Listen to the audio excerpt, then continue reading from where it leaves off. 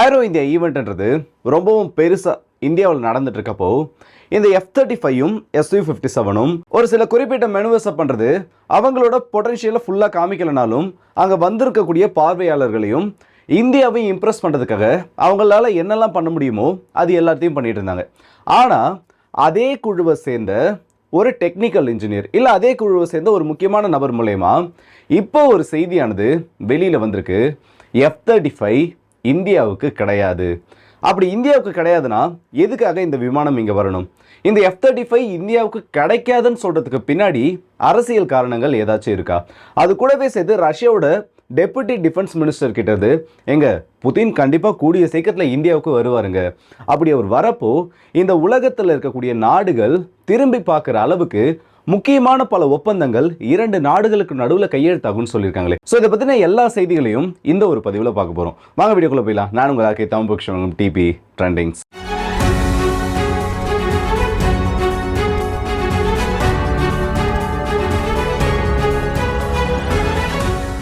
F-35 ஆக்சுவலாக இந்த விமானத்தை பற்றி பேசணும்னா நம்ம இதை பற்றி நிறைய பேசிட்டோம். ஆனால் இதை வாங்குறதுல இருக்கக்கூடிய சிக்கல்கள் என்னன்னு பார்த்தோன்னா நம்ம பெருசாக இதை பற்றி பார்த்தது கிடையாது. ஸோ இப்போ இவரோட ஒரு ஸ்டேட்மெண்ட்லேருந்து எடுப்போம். இந்த F-35யோட சேல்ஸை பொறுத்த வரைக்கும் இவங்க சொல்லியிருக்க மாதிரி அமெரிக்கா இந்த விமானங்களை இந்தியாவுக்கு கொடுக்கறதுல பெரிய சிக்கல் இருக்கான்னு கேட்டோன்னா 99% அமெரிக்கா இந்த விமானங்களை இந்தியாவுக்கு கொடுக்கறதுக்கான பாசிபிலிட்டிஸ்ன்றது சுத்தமாக கிடையாது. ஏன் இல்லவே இல்லைன்னு சொல்லிடலாம்.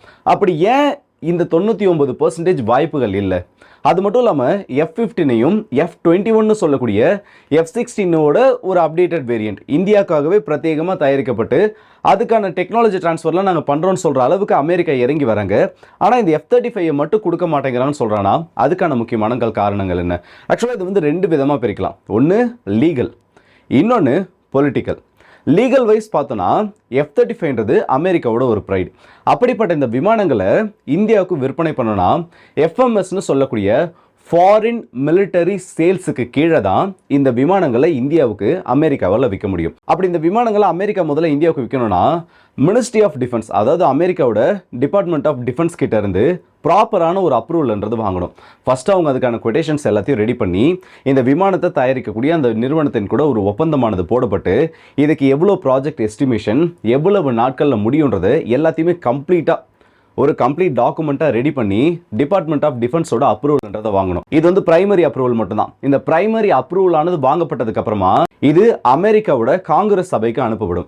அந்த காங்கிரஸ் சபையில் ஓட்டிங்ன்றது பண்ணப்பட்டு இந்த F-35 சேல்ஸுக்கு மட்டும் பர்டிகுலராக நான் சொல்கிறேன். F-22ன்றது சேல்ஸ்க்கே கிடையாது. இந்த F-35 சேல்ஸ்ன்றது இவ்வளோ பெரிய ஒரு ப்ரொசீஜர் கொண்டது.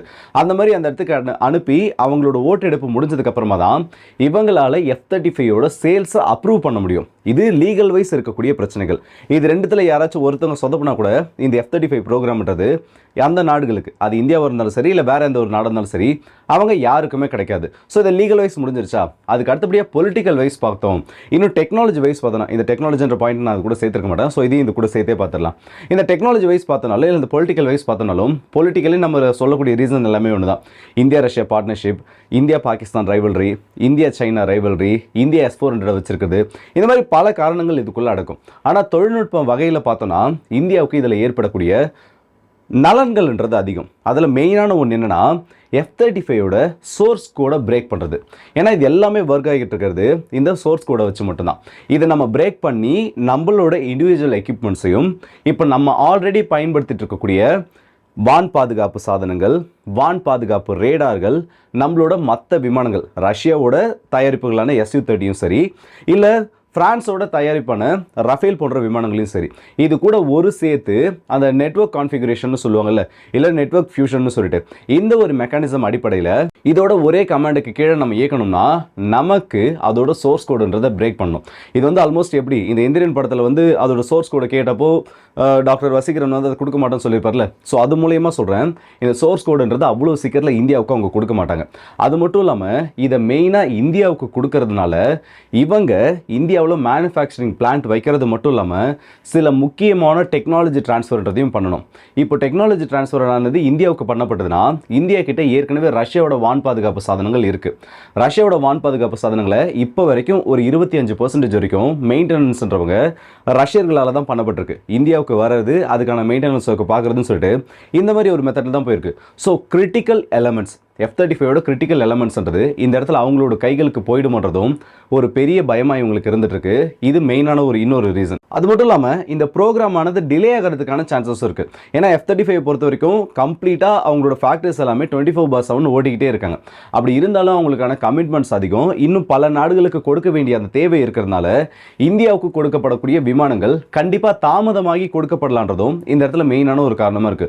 ஸோ 2 டைப் இல்லை 2 சைடு நம்ம பிரிஞ்சு பார்த்தனாலும் போத் லீகல் வைஸும் சரி டெக்னாலஜி வைஸும் சரி இந்த F-35 விமானங்களை இந்தியாவுக்கு கொடுக்கறதுன்றது இப்போதைக்கு ஒரு பெரிய கொஸ்டின் மார்க் மட்டும்தான். ஆனால் இதை ஓவர் கம் பண்ணுறதுக்கு அந்த 1% சான்ஸ் இருக்குன்னு சொன்னல, அதில் என்னென்ன பாயிண்ட்ஸ் இருக்குன்னு பார்த்தீங்கன்னா G2Gன்னு சொல்லுவாங்க, கவர்மெண்ட் டு கவர்மெண்ட். இந்த 2 தரப்புகளும் பேசி அவங்களுக்குள்ள ஒரு புரிந்துணர்வு ஒப்பந்தமானது ஏற்படுத்தப்பட்டு ஃபஸ்ட்டு F-35 ஆப்ரேட் பண்ணுறதுக்கு இந்தியாவில் இருக்கக்கூடிய ஃபிசிபிலிட்டிஸ் என்னென்ன வழிகள்லாம் நமக்கு வாய்ப்புகள் இருக்குன்றதை ஆராய்வாங்க. ஆராய்ஞ்சு முடிஞ்சதுக்கு அப்புறமா கம்ப்ளீட்டாக அதை ஒரு டாக்குமெண்ட்டாக ரெடி பண்ணி அமெரிக்காவோட ஸ்டேட் டிபார்ட்மெண்ட்டுக்கு அனுப்புவாங்க. இந்த இடத்துல ஸ்டேட் டிபார்ட்மெண்ட் ஏன் உள்ள வந்தாங்கன்னு கேட்டிங்கன்னா அவங்களோட அப்ரூவல் வாங்கினதுக்கு அப்புறமா தான் இது டிபார்ட்மெண்ட் ஆஃப் டிஃபென்ஸுக்கே மாறும்.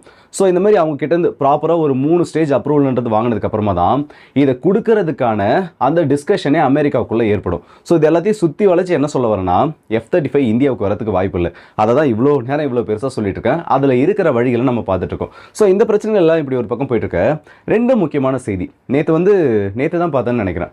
ரஷ்யாவோட Su-75 ப்ரொடக்ஷன் லைனுக்கு வந்துட்டதாகவும் அதை ஃபஸ்ட்டு ஃபாரின் பையர் பர்ச்சேஸ் பண்ணுறதுக்கு 90% அதிகமான சான்சஸ் இருக்கிறதுக்காகவும் ஸோ முதல் வேரியன்ட்ன்றது டெக்னாலஜி ட்ரான்ஸ்ஃபர் மூலிமா அந்த நாடுகள் ஏற்படுத்தப்படணும் ஒரு சின்ன செய்தி குறிப்பு ரஷ்யாவோட மெயினான நியூஸ் மீடியாஸில் வந்துருந்துச்சு. ஆனால் அது யார், இது ஒரு சின்ன துணுக்கு செய்தி மாதிரி வந்ததுனால அதை பெருசாக நான் அந்த இடத்துல போயிட்டு ஓகே இதில் என்ன சொல்லியிருக்காங்க, ஏன்னா இப்போ Su-57 F-35 சொல்லிட்டு ஒரு பெரிய டாப்பிக்காக போயிட்டுருக்கு. அதனால் அதை பற்றி நான் பெருசாக எடுக்கல. ஆனால் இந்த Su-57ன்றது ஏரோ இந்தியாவில் பெர்ஃபார்ம் பண்ணதுக்கப்புறமா ரஷ்யாவோட டெபுட்டி டிஃபென்ஸ் மினிஸ்டர் ஒரு விஷயத்தை கன்ஃபார்ம் பண்ணியிருக்காரு. கூடிய சீக்கிரத்தில் ரஷ்ய அதிபர் விளாடிமிர் புதின் அவர்கள் இந்தியாவுக்கு வருவார். அது எந்த மாதம் எப்போ, சில பேர் மார்ச் மாதத்தில் இருக்கலாம், ஏப்ரல் மாதத்தில் இருக்கலாம், கண்டிப்பாக ஜூன் மாதத்துக்கு முன்னாடி இந்த விசிட் ஆனது முடிஞ்சுன்ற மாதிரி சொல்லிட்டு இருக்காங்க. ஆனால் 2 தரப்புல இருந்தும் அஃபிஷியலாக எந்த டேட்டில் வராங்க எப்போ வராங்கன்றதை இன்னும் சொல்லி முடிக்கல. ஸோ அப்படி அவர் வரப்போ இந்தியாவில் ரஷ்ய அதிபர் விளாடிமிர் புதின் சேர்ந்து அதுக்கப்புறம் முக்கியமான பேச்சுவார்த்தைகளில் ஈடுபட்டதுக்கு அப்புறமா உலகத்தோட ஒரு மிகப்பெரிய டீல் சைன் பண்ணப்படுன்றத இந்த இடத்துல ஒரு கோட் வேர்ட் மாதிரி கொடுத்துருக்காங்க. இது MRFA டெண்டரை பற்றி சொல்கிறாங்களா இல்லை அவங்களோட 5th ஜென் ஏர்கிராஃப்ட் விற்கிறத பற்றி சொல்கிறாங்களா, இதெல்லாம் எதுவுமே தெரியல.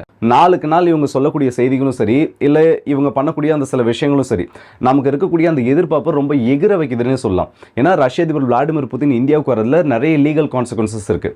ICCயோட அரசு வாரண்ட் இருக்குது, அந்த மாதிரி நிறைய பிரச்சனைகளானது இருக்குது. அதையும் மீறி அவர் வந்தார்னா கண்டிப்பாக இந்த இடத்துல ஒரு முக்கியமான டிஃபென்ஸ் டீல் கையெழுத்திடப்பட்டோம். அது Su-57 Su-75 இல்லை இந்த ப்ராடக்ட் 177 ஒன்று இருக்குது இந்தியாவுக்கான 4.5 இல்லை 5th ஜென் இன்ஜின். அது Su-30 MK அப்கிரேட் பண்ணுறதுக்கான ஒரு மெயினான மெக்கானிசமாக பார்த்துட்டு இருக்காங்க. அதை பற்றின டீலாக இப்போ சமீபத்தில் கலிபர் க்ரூஸ் மிசைல் வாங்கியிருந்தோம். இல்லை இதை விட முக்கியமான ஏதாச்சும் ஒரு சிறப்பம்சம் கொண்ட டீலா, சப்மரைனை பற்றின டீலா, எதுவுமே தெரியல. ரஷ்ய அதிபர் விளாடிமிர் புதின் இந்தியாவுக்கு வந்தால் கண்டிப்பாக இந்தியாவுக்கும் ரஷ்யாவுக்கும் நடுவில் ஒரு முக்கியமான டிஃபென்ஸ் ஒப்பந்தமானது கையெழுத்திடப்படும். ஆனால் அது அவ்வளவு எளிதான காரியமும் கிடையாது. ஏன்னா அமெரிக்க அதிபர் சீட்டில் உட்காந்துருக்கிறது டொனால்ட் ட்ரம்ப். அவர் நினச்சார்னா இல்லை அந்த பவரை யூஸ் பண்ணார்னா, மற்ற அதிபர்கள் எல்லாம் மோஸ்ட்டாக அவங்களோட பவரை எப்படி சொல்கிறது அந்த ஸ்ட்ரென்த்தை யூஸ் பண்ணி எதையும் காமிக்கணும்னு நினைக்க மாட்டாங்க. இந்த ஒரு மனுஷனை பொறுத்த வரைக்கும் தாங்கிட்ட எவ்வளோ ஸ்ட்ரென்த் இருக்குது, அதாவது இராணுவம் சம்மந்தப்பட்ட முடிவுகளை தன்னால் எந்த அளவுக்கு வேகமாக எடுக்க முடியுன்றதை மையப்படுத்தி தான் இப்போ இவ்வளோ பெரிய ஒரு பிரச்சனையை மாற்றிட்டு இருக்காங்கன்னே சொல்லலாம். ஸோ இந்த வீடியோ பற்றி உங்களோட கருத்துக்களை கமெண்ட் செக்ஷன் சொல்லுங்கள். இதில் மெயினாக ஒரு கேள்வி நான் கேட்கணும்னு நினைக்கிறேன். Su-75 பற்றி ஒரு செய்தியை சொல்லியிருக்காங்க. ஃபாரின் பையர் வாங்குறது ஆல்மோஸ்ட் கன்ஃபார்ம்னு சொல்லியிருக்காங்க. அந்த சார் யாராக இருக்கும், இல்லை அந்த ஒரு நாடு யாராக இருக்கும், இதை பற்றி உங்களோட கருத்துக்களை மறக்காம கமெண்ட்ஸில் சொல்லுங்கள். ஸோ அடுத்த வீடியோ சந்திப்போம். அதுவரை விடுபடுது உங்கள் எல்லாருக்கே